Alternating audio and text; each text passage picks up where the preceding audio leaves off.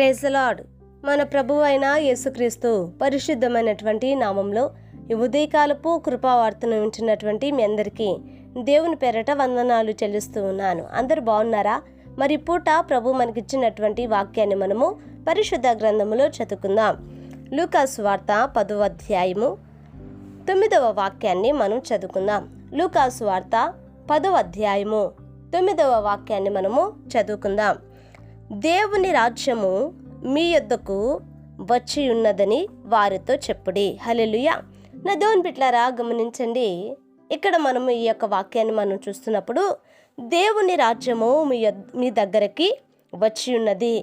ఆలోచించండి నా దేవుని బిడ్డలారా, యేసుక్రీస్తు తన యొక్క 12 మంది శిష్యులతో కూడా ఈ మాట ఆయన చెప్తూ ఉన్నాడు. ఈ యొక్క వాక్యాన్ని ఈ యొక్క అధ్యాయంలో మనం గమనించినప్పుడు ఆయన తన యొక్క శిష్యులను దగ్గరికి తీసుకొని కోత విస్తారముగా ఉన్నదని, మరి పనివారు కొదువుగా ఉన్నారని వారిని ఆయన పరిచర్యకు పంపుతూ ఇద్దరిద్దరిగా ప్రతి ఊరికి ప్రతి ఒక్క గ్రామానికి వారిని పంపుతూ ఉన్నప్పుడు తిరిగి వారు యేసయ్య దగ్గరకు వచ్చినప్పుడు ప్రభు వారితో మాట్లాడుతాడు. మీకేమైనా కొదువైందా అనంటే, లేదు బోధకుడా, మేము రోగాలను అలాగనే దెయ్యములను మేము ఇదిగో వదిలించాము అని ప్రభు దగ్గర చెప్పినప్పుడు ఆయన ఒక మాట అంటున్నాడండి. ఏమనంటే, దేవుని రాజ్యము మీ దగ్గర వచ్చి ఉన్నది అని. హల్లెలూయా. నా దేవుని బిడ్డలారా, ఈ దినములలో కూడా మనం గమనిస్తున్నప్పుడు మరి దేవుని యొక్క మహాశక్తిని బట్టి, దేవుని యొక్క మహాకృపను బట్టి విస్తృతంగా ఆయన సువార్త ప్రకటింపబడుతూ ఉంది.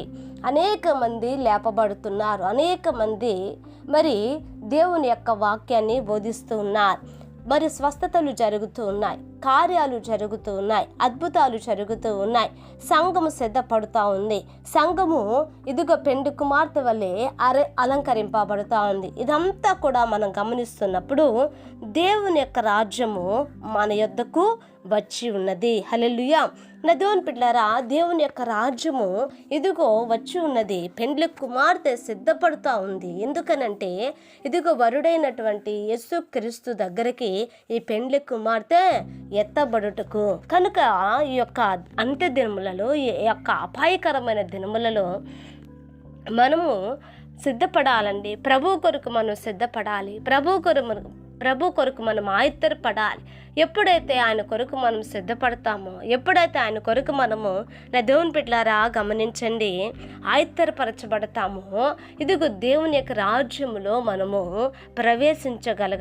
ప్రవేశించగలుగుతాము. కనుక ఈ యొక్క వాక్యం ద్వారా నీవు నేను మనందరం తెలుసుకోవాల్సిన విషయం ఏమిటంటే, ఆ నిశ్చలమైన రాజ్యమును మనము స్వతంత్రించుకోవాలి. హల్లెలూయా. ప్రార్థన చేద్దామండి.